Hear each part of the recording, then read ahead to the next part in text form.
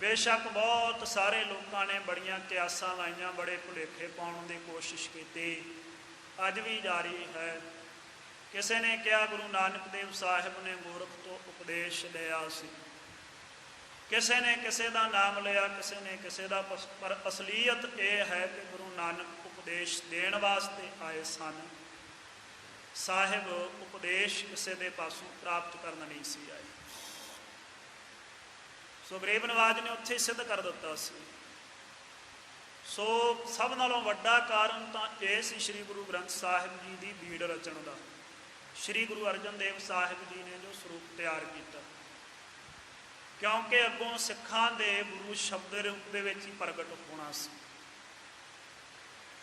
और फिर दूजा कारण ये बनया कि जदों पंचम पिता धन धन श्री गुरु अर्जन देव साहिब जी गद्दी नशीन होए, उस समय तक सिख पंथ का प्रताप गुरु नानक की मेहर सदका बहुत वध चुकिया सी। बहुत दंभी पखंडी अपनियां कवितावां रच लेंदे और अंत दे विच नानक नाम की मोहर ला के श्री गुरु नानक देव साहिब जी की बाणी होने का भुलेखा पाउंदे।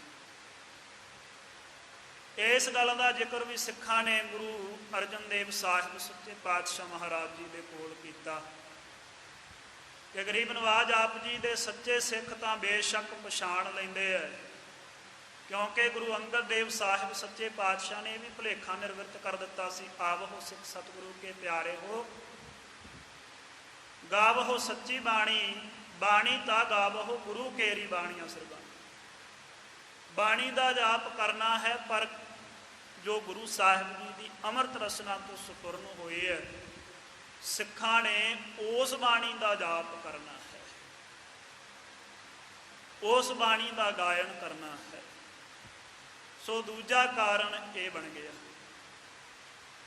इस तो इलावा होर भी बहुत वड्डे कारण सन, जिस तरीके नाल गुरु नानक देव साहिब जी ने अपने अमृत शब्द के आसरे उस समय दे राजसी तंत्र नूं ललकारिया। राजे सिंह, मुकदम कुत्ते इत्यादि शब्दों के राही उस समय के राजसी जिहड़ा ढांचा सी निगर चुकिया, शोषण का कारण बन रहा। उहदा गरीब नवाज सच्चे पातशाह ने अपनी अमृत बाणी के राही खंडन किया,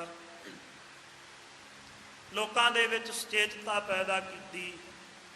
धर्म जो उस समय का शोषण का कारण बन गया सी, गरीब नवाज सच्चे पातशाह ने तग कपाह कती है इत्यादि शब्द उच्चारण करके उस शोषण का कारण बन चुके धर्म का खंडन किया सी। जात पात के वितकरे होर भी बहुत सारे जिहड़े पक्ष सन, धार्मिक, समाजिक, राजसी, अध्यात्मक, गरीब नवाज ने अपनी अमृतवाणी के विच उठाए। और पहले गुरुआं की बाणी के विच ये ज्ञान का बहुत वड्डा खजाना छिपिया होया सी, जो कलयुगी जीवां के कल्याण का कारण बनता। सो समय की बहुत वड्डी जरूरत इन्हां कारणों करके बन चुकी सी कि श्री गुरु ग्रंथ साहिब जी का स्वरूप तैयार किया जाए। और दूजी गल है कि गरीब नवाज गुरु अर्जन देव साहिब सच्चे पातशाह की तुरदरगाहों ये ड्यूटी लगी हुई सी, क्योंकि गरीब नवाज गुरु अमरदास साहिब जी ने गरीब नवाज गुरु नूं बचपन दे विच ही ये वर बख्शिश किया सी अपने अमृत बोलों के राही, दोहे था बाणी का बोहे था। स्वे भविखत वचन भी गरीब नवाज सच्चे पातशाह ने सफल करने सन, होने ही सन। सो गरीब नवाज गुरु अर्जन देव साहिब जी ने मन बनाया, बाबा बुढ़ा साहिब इत्यादि, भाई गुरदास साहिब इत्यादि विचारवान सिखां नाल विचार करके कि पहले गुरु साहिबाना की सारी बाणी इकत्तर करन दा समा आ गया है।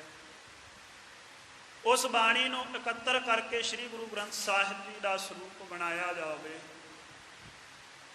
सो गरीब नवाज सच्चे पातशाह महाराज जी नूं इस गल की खबर सी कि वह सारी बाणी जिहड़ी इकत्तर की हुई है वो श्री गोइंदवाल साहिब श्री गुरु अमरदास साहिब जी के वड्डे सपुत्र बाबा मोहन जी के पास है, ਜੋ ਰਿਸ਼ਤੇ ਦੇ ਵਿੱਚ ਧੰਨ ਧੰਨ ਸ਼੍ਰੀ ਗੁਰੂ ਅਰਜਨ ਦੇਵ ਸਾਹਿਬ ਜੀ ਦੇ ਮਾਮਾ ਜੀ ਵੀ ਲੱਗਦੇ।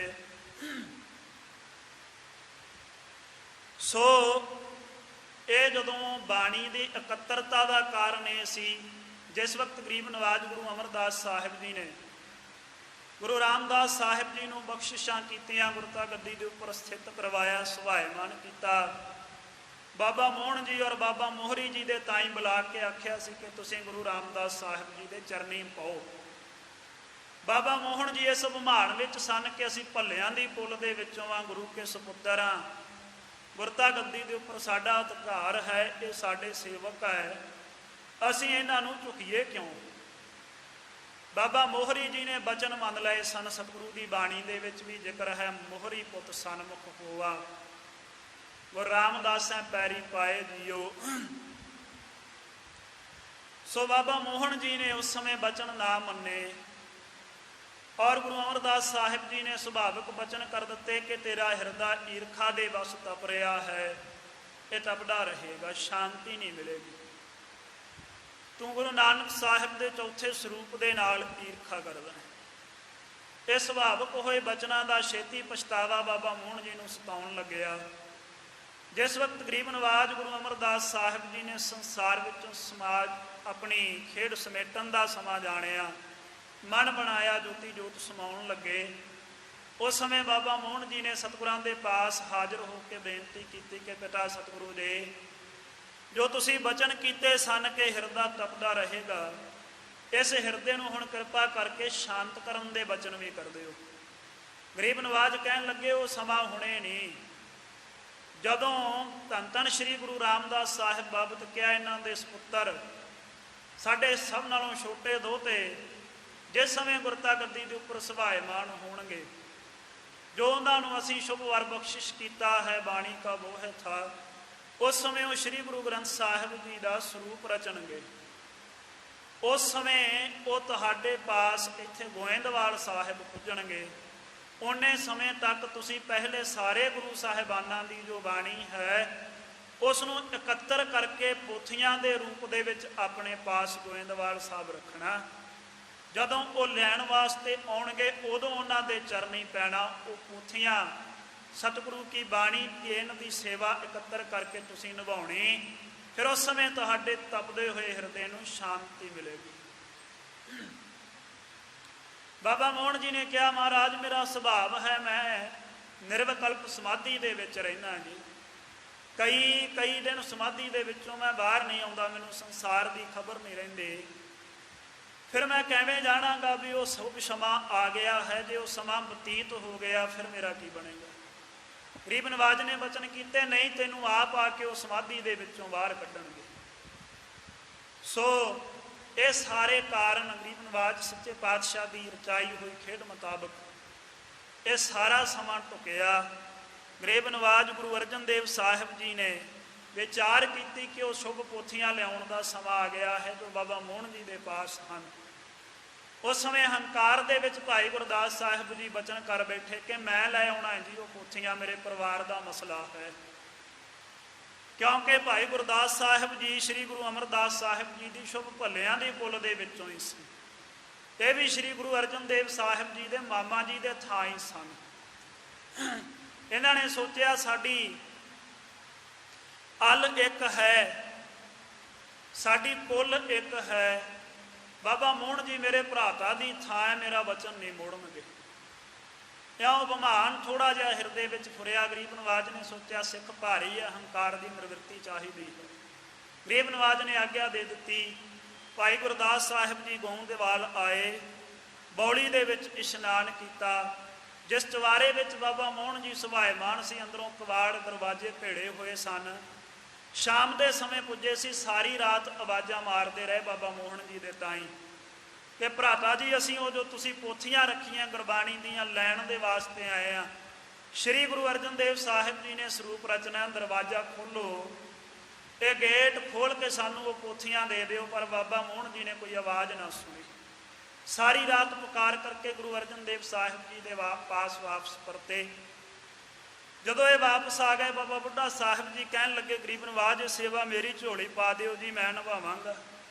ਗਰੀਬ ਨਵਾਜ ਗੁਰੂ ਅਰਜਨ ਦੇਵ ਸਾਹਿਬ ਜੀ ਚਾਨਣਾ ਤੇ ਪਾਉਣਾ ਚਾਹੁੰਦੇ ਸਨ ਵੀ ਇਹ ਸੇਵਾ ਜੋ ਹੈ ਇਹ ਸੰਗਤ ਸਮੇਤ ਸਾਡੀ ਹੈ, ਧੁਰ ਗਾਉਣ ਲੱਗੀ ਹੋਈ ਬਾਣੀ ਨੂੰ ਇਕੱਤਰ ਕਰਨ ਦੀ।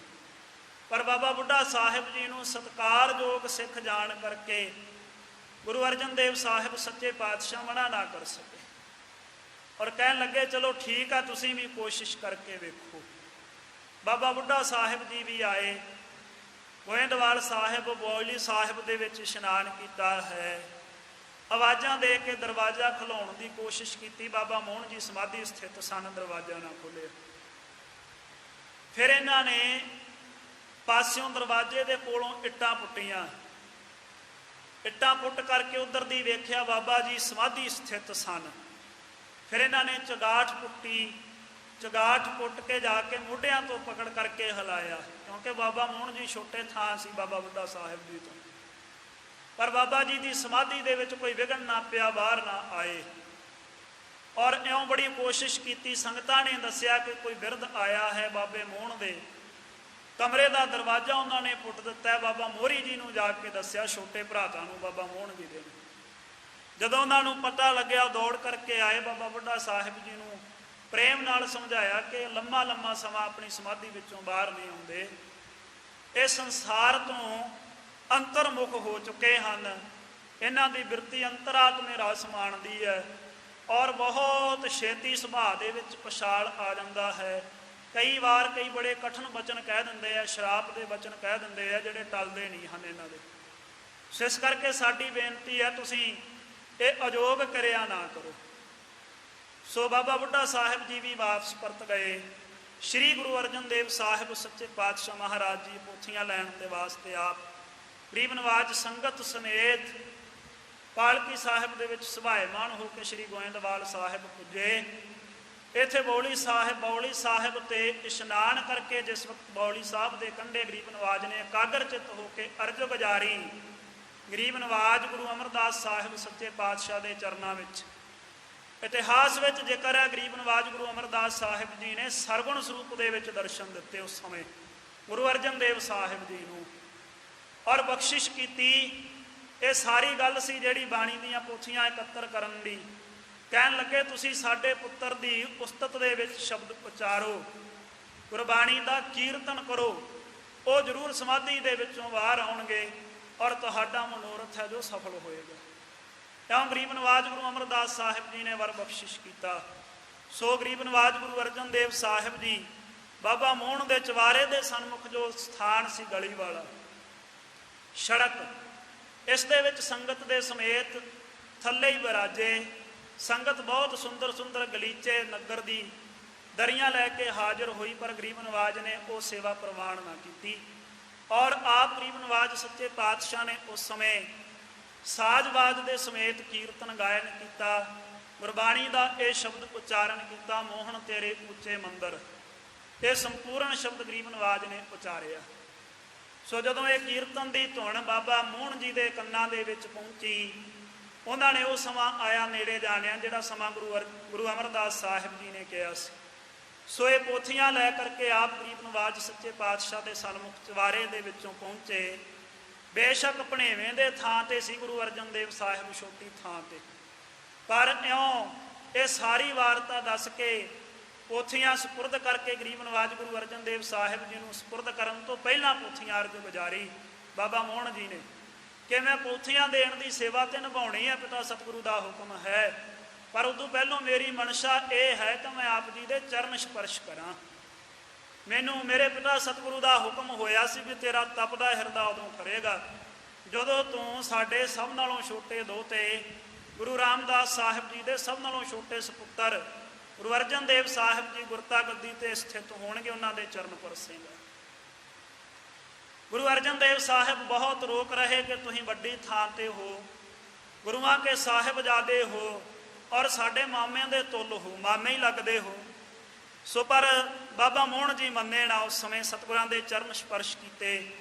ਜਿਵੇਂ ਗੁਰੂ ਅਰਜਨ ਦੇਵ ਸਾਹਿਬ ਜੀ ਦੇ ਚਰਨ ਸਪਰਸ਼ ਕੀਤੇ, ਇਹਨਾਂ ਦੀ ਸੁਰਤ ਜੁੜੇ, ਤਪਦੇ ਹੋਏ ਹਿਰਦੇ ਨੂੰ ਸ਼ਾਂਤੀ ਪ੍ਰਾਪਤ ਹੋਈ। ਬੜੀ ਖੁਸ਼ੀ ਕੀਤੀ। ਕਈ ਦਿਨ ਗਰੀਬ ਨਵਾਜ ਗੁਰੂ ਅਰਜਨ ਦੇਵ ਸਾਹਿਬ ਜੀ ਨੂੰ ਰੋਕੇ। ਸੇਵਾ ਮੰਗਦੇ ਰਹੇ, ਪ੍ਰਾਰਥਨਾ ਕੀਤੀ, ਪਰ ਗਰੀਬ ਨਵਾਜ ਨੇ ਇਹ ਮਹਾਨ ਕਾਰਜ ਨੂੰ ਛੇਤੀ ਸੰਪੂਰਨ ਕਰਨ ਦੀ ਬੇਨਤੀ ਕਰਕੇ ਉੱਥੋਂ ਵਿਦਿਆ ਲਈ, ਆਗਿਆ ਲਈ। ਇਹ ਸਮੂਹ ਪੋਥੀਆਂ ਪਹਿਲੇ ਗੁਰੂਆਂ ਦੀਆਂ ਗੁਰਬਾਣੀ ਦੀਆਂ ਪਾਲਕੀ ਸਾਹਿਬ ਦੇ ਵਿੱਚ ਗਰੀਬ ਨਵਾਜ ਨੇ ਸੁਭਾਇਮਾਨ ਕਰਵਾਈਆਂ। ਆਪ ਗਰੀਬ ਨਵਾਜ ਸੱਚੇ ਪਾਤਸ਼ਾਹ ਨੰਗੇ ਚਰਨੀ ਪੋਥੀਆਂ ਦੇ ਪਿੱਛੇ ਚੌਰ ਸਾਹਿਬ ਦੀ ਸੇਵਾ ਨਿਭਾਉਂਦੇ ਹੋਏ ਨਗਰ ਕੀਰਤਨ ਦੇ ਰੂਪ ਦੇ ਵਿੱਚ ਸ੍ਰੀ ਗੋਇੰਦਵਾਲ ਸਾਹਿਬ ਤੋਂ ਸ੍ਰੀ ਅੰਮ੍ਰਿਤਸਰ ਸਾਹਿਬ ਲੈ ਕਰਕੇ ਪੁੱਜੇ। ਇੱਥੇ ਸ੍ਰੀ ਰਾਮਸਰ ਸਾਹਿਬ ਵਾਲਾ ਜੋ ਪਵਿੱਤਰ ਅਸਥਾਨ ਹੈ, ਇਸ ਅਸਥਾਨ ਦੀ ਨਿਸ਼ਾਨਦੇਹੀ ਕਰਕੇ ਹਰਿਮੰਦਰ ਸਾਹਿਬ ਤੋਂ ਪੂਰਬਲੀ ਦਿਸ਼ਾ ਵਾਲੇ ਪਾਸੇ ਹੈ। ਇੱਥੇ ਤੰਬੂ ਲਾ ਕਰਕੇ ਭਾਈ ਗੁਰਦਾਸ ਸਾਹਿਬ ਨੂੰ ਲਖਾਰੀ ਲਾਇਆ ਔਰ ਇੱਥੇ ਇਹ ਸੰਪੂਰਨ ਬਾਣੀ ਗੁਰੂਆਂ ਦੀ ਉਚਾਰਨ ਕੀਤੀ ਹੋਈ। ਭਗਤ ਸਾਹਿਬਾਨਾਂ ਦੀ ਬਾਣੀ, ਭੱਟ ਸਾਹਿਬਾਨਾਂ ਦੀ ਬਾਣੀ, ਇਉਂ 30 ਰਾਗਾਂ ਦੇ ਵਿੱਚ ਗਰੀਬ ਨਵਾਜ ਸੱਚੇ ਪਾਤਸ਼ਾਹ ਜੀ ਨੇ ਇੱਥੇ ਲਿਖਵਾਈ ਸੀ। ਔਰ ਜਿਹੜਾ ਜੈਜਾਵੰਤੀ ਰਾਗ ਹੈ, 31ਵਾਂ ਰਾਗ ਸ੍ਰੀ ਗੁਰੂ ਗ੍ਰੰਥ ਸਾਹਿਬ ਜੀ ਦੇ ਵਿੱਚ, ਇਹ ਰਾਗ ਗਰੀਬ ਨਵਾਜ ਗੁਰੂ ਅਰਜਨ ਦੇਵ ਸਾਹਿਬ ਜੀ ਨੇ ਨਹੀਂ ਲਿਖਵਾਇਆ। ਕਰਤਾਰਪੁਰ ਸਾਹਿਬ ਵਾਲੀ ਬੀੜ ਵਿੱਚ ਨਹੀਂ ਹੈ ਜੋ ਗੁਰੂ ਅਰਜਨ ਦੇਵ ਸਾਹਿਬ ਜੀ ਨੇ ਲਿਖਵਾਈ ਹੈ ਭਾਈ ਗੁਰਦਾਸ ਸਾਹਿਬ ਜੀ ਦੇ ਪਾਸੋਂ, ਕਿਉਂਕਿ ਇਹ ਜੈਜਾਵੰਤੀ ਰਾਗ ਹੈ ਜੋ ਇਹ ਗੁਰੂ ਤੇਗ ਬਹਾਦਰ ਸਾਹਿਬ ਜੀ ਨੇ ਇਸ ਰਾਗ ਵਿੱਚ ਬਾਣੀ ਉਚਾਰਨ ਕੀਤੀ ਹੈ। ਪਰ ਉਸ ਬੀੜ ਦੇ ਵਿੱਚ ਜਿੱਥੇ ਜਿੱਥੇ ਗੁਰੂ ਤੇਗ ਬਹਾਦਰ ਸਾਹਿਬ ਜੀ ਦੀ ਬਾਣੀ ਅੰਕਿਤ ਹੋਣੀ ਸੀ ਨਾ, ਉੱਥੇ ਉੱਥੇ ਗਰੀਬ ਨਵਾਜ ਸੱਚੇ ਪਾਤਸ਼ਾਹ ਨੇ ਜਗ੍ਹਾ ਪਹਿਲਾਂ ਹੀ ਖਾਲੀ ਛੱਡੀ ਹੋਈ ਹੈ। ਉਹ ਦਰਸ਼ਨ ਕੀਤੇ ਜਾ ਸਕਦੇ ਉਸ ਬੀੜ ਦੇ, ਤਾਂ ਅੰਤਰਜਾਮੀ ਗਰੀਬ ਨਵਾਜ ਸੱਚੇ ਪਾਤਸ਼ਾਹ ਨੇ ਉਹ ਜਗ੍ਹਾ ਰੱਖ ਦਿੱਤੀ ਸੀ ਉੱਥੇ। ਸੋ ਇਹ ਜਿਹੜੀ ਸੰਪੂਰਨ ਬਾਅਦ ਦੇ ਵਿੱਚ ਬਾਣੀ 31 ਰਾਗਾਂ ਦੇ ਵਿੱਚ ਹੈ, ਇਹ ਸ੍ਰੀ ਗੁਰੂ ਗੋਬਿੰਦ ਸਿੰਘ ਮਹਾਰਾਜ ਸੱਚੇ ਪਾਤਸ਼ਾਹ ਜੀ ਨੇ ਆਪ ਆਪਣੀ ਰਸਨਾ ਤੋਂ ਆਪ ਹੀ ਉਚਾਰਨ ਕੀਤੀ ਹੈ। ਜਦੋਂ ਧੀਰ ਮਲਈਆਂ ਨੇ ਮਨਾ ਕਰ ਦਿੱਤਾ ਸੀ ਗਰੀਬ ਨਵਾਜ ਨੂੰ ਇਹ ਕਰਤਾਰਪੁਰ ਸਾਹਿਬ ਵਾਲਾ ਸਰੂਪ ਦੇਣ ਤੋਂ ਕਿ ਸਾਡੀ ਤੇ ਰੋਜੀ ਰੋਟੀ ਦਾ ਜ਼ਰੀਆ ਹੈ, ਜੇ ਤੁਹਾਡਾ ਗੁਰੂ ਸੰਪੂਰਨ ਹੈ ਤੇ ਆਪੇ ਹੀ ਫਿਰ ਆਪਣੀ ਰਸਨਾ ਤੋਂ ਹੀ ਗੁਰਬਾਣੀ ਉਚਾਰਨ ਕਰ ਲਵੇ। ਇਉਂ 1604 ਈਸਵੀ ਸੰਮਤ ਨੂੰ ਗਰੀਬ ਨਵਾਜ ਗੁਰੂ ਅਰਜਨ ਦੇਵ ਸਾਹਿਬ ਸੱਚੇ ਪਾਤਸ਼ਾਹ ਮਹਾਰਾਜ ਜੀ ਬਿਕਰਮੀ ਸੰਮਤ ਨੂੰ ਸੱਚੇ ਪਾਤਸ਼ਾਹ ਜੀ ਨੇ ਅੱਜ ਦੇ ਦਿਨ, ਕੱਲ੍ਹ ਦੇ ਦਿਨ ਸੰਪੂਰਨਤਾ ਕਰਵਾਈ ਸੀ ਸ੍ਰੀ ਗੁਰੂ ਗ੍ਰੰਥ ਸਾਹਿਬ ਸੱਚੇ ਪਾਤਸ਼ਾਹ ਮਹਾਰਾਜ ਜੀ ਦੀ। ਔਰ ਅੱਜ ਦੇ ਦਿਨ ਪਹਿਲਾ ਪ੍ਰਕਾਸ਼ ਬਾਬਾ ਬੁੱਢਾ ਸਾਹਿਬ ਜੀ ਨੂੰ ਗ੍ਰੰਥੀ ਲਾ ਕਰਕੇ ਸ੍ਰੀ ਹਰਿਮੰਦਰ ਸਾਹਿਬ ਜੀ ਦੇ ਵਿੱਚ ਕੀਤਾ ਸੀ। ਉਹ ਅੱਜ ਦਾ ਪਹਿਲਾ ਪ੍ਰਕਾਸ਼ ਪੁਰਬ ਦਾ ਦਿਹਾੜਾ ਹੈ। ਗਰੀਬ ਨਵਾਜ ਸੱਚੇ ਪਾਤਸ਼ਾਹ ਮਿਹਰ ਕਰਨ ਮਹਾਰਾਜ ਦੀ ਪਾਵਨ ਬਾਣੀ ਸਾਡੇ ਹਿਰਦਿਆਂ 'ਚ ਵਸੇ।